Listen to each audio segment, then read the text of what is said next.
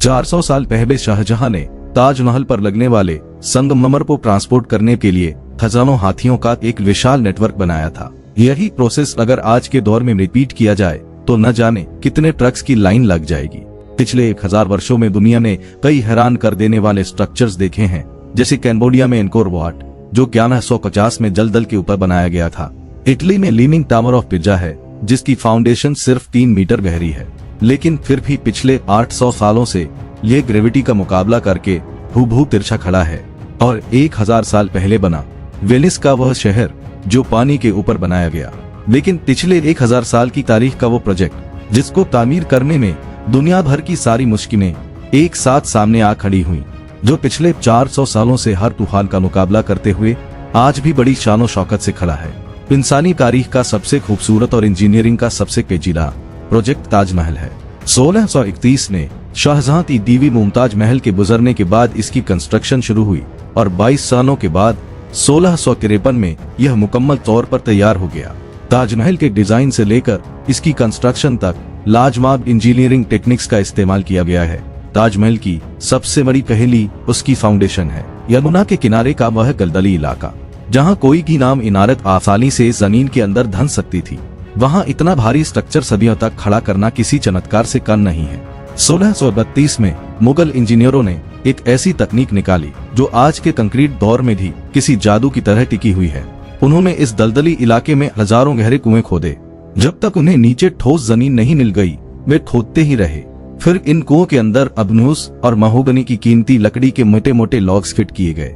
अबनूस और महोगनी ऐसी मकनियां हैं जो पानी सोखने के बाद स्टील की तरह सॉलिड और मजबूत हो जाती हैं। नदी का पानी इन कुओं में आता रहा और ये लकड़ियां पत्थर से भी ज्यादा सख्त हो गईं। अगर आज हमें बिल्कुल इसी जगह ताजमहल का रेप्लिका बनाना पड़े तो मॉडर्न कंस्ट्रक्शन के नियम हमें लकड़ी की बुनियाद रखने की इजाजत नहीं देंगे। आज हमें हेवी ड्रिलिंग मशीनों के जरिए 150 फीट गहरे बोर करने होंगे।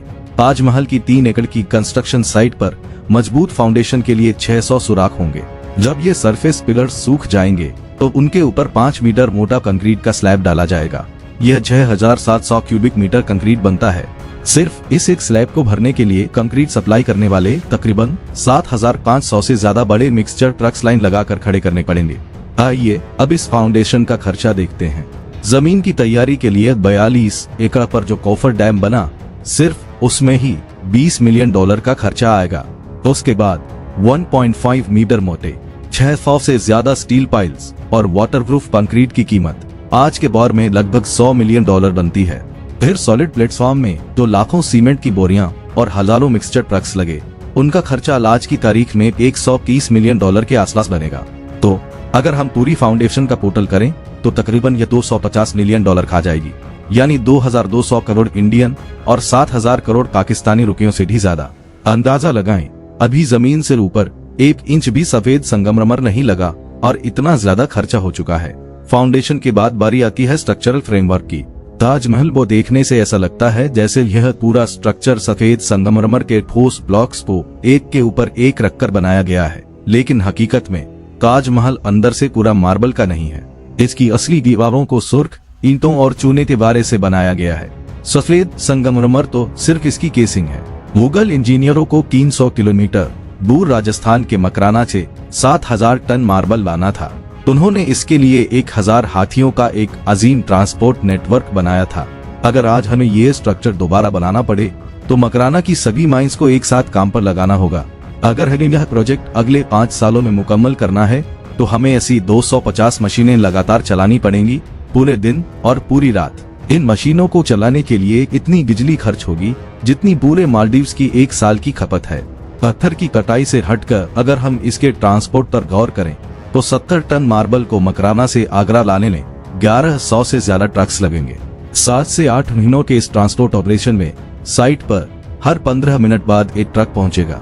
इस पूरी मार्बल और ढांचे की तैयारी में $1080 मिलियन यानी 9000 करोड़ से ज्यादा का खर्चा आएगा। अब आते हैं उस मरहले पर जो आज भी सबसे मुश्किल है, वह काम जो कोई मॉडर्न मशीन, कोई 3D प्रिंटर या कोई लेजर टेक्नोलॉजी आज भी नहीं कर सकती। प्राचीनकारी पिएंट्राडोरा। ताजमहल की दीवारों पर बने ये रंग बिरंगे फूल कोई आम पेंटिंग नहीं, बल्कि संगमरमर के अंदर कीमती पत्थरों को तराश कर फिट किया गया है। मुगल दौर में इस काम के लिए हजारों आर्टिस्ट्स को जमा किया गया था। पिएट्राडोरा का तरीका यह है कि पहले मार्बल के अंदर फूल का नक्शा बनाकर सांचा काटा जाता है, फिर कीमती पत्थर को उसके अंदर फिट करके इतना घिसाया जाता है कि बाल बराबर भी जगह न बचे। आज के दौर में हमारे पास लेजर कटिंग मशीनें हैं जो डिजिटल तरीके से कटिंग करती हैं, लेकिन जो नजाकत और पत्थरों की नेचुरल लकीरों को मिलाने का हुनर एक इंसानी आंख के पास है, वो मॉडर्न मशीनें नहीं दे सकती। हमें इसके लिए दुनिया भर से 5000 आर्टिस्ट को इकट्ठा करना होगा। मशीनों के साथ साथ हाथों का काम ही असली ताजमहल बनाएगा। इस आर्ट वर्क में $220 मिलियन यानी करीब 2000 करोड़ इंडियन रुपयों का खर्चा आएगा। ताजमहल के 4 मीनारों का हल्का सा बाहर की तरफ झुकाव, जो भूकंप से बचाव और ऑप्टिकल इल्यूजन के लिए बनाया गया, आज की इंजीनियरिंग के लिए भी एक मापदंड है। हमारा फाइनल बिल बनता है लगभग $1.6 बिलियन। यहाँ एक अहम पॉइंट ये भी है कि ये सिर्फ स्ट्रक्चर बनाने का खर्चा है। जमीन, गार्डन, पूल्स और फवारों की कीमत जोड़ें तो यह $2 अरब तक आसानी से पहुंच जाएगा।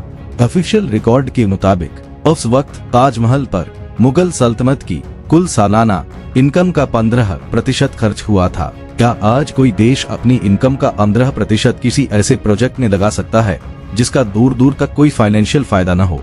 जवाब है कभी नहीं। ताजमहल दुनिया ने एक ही बार बन सकता था और वो बन गया। उम्मीद है बंदेखा सच की यह वीडियो आप लोगों को पसंद आई होगी। इस इंजीनियरिंग के महा प्रोजेक्ट के बारे में आपकी क्या राय है, हमें कमेंट पे जरूर लिखकर बताएं। अगर आपको यह वीडियो पसंद आया हो तो इसे लाइक करें, अपने दोस्तों के साथ शेयर करें और हमारे चैनल को सब्सक्राइब करें। मिलते हैं अगली शानदार वीडियो में, तब तक के लिए धन्यवाद।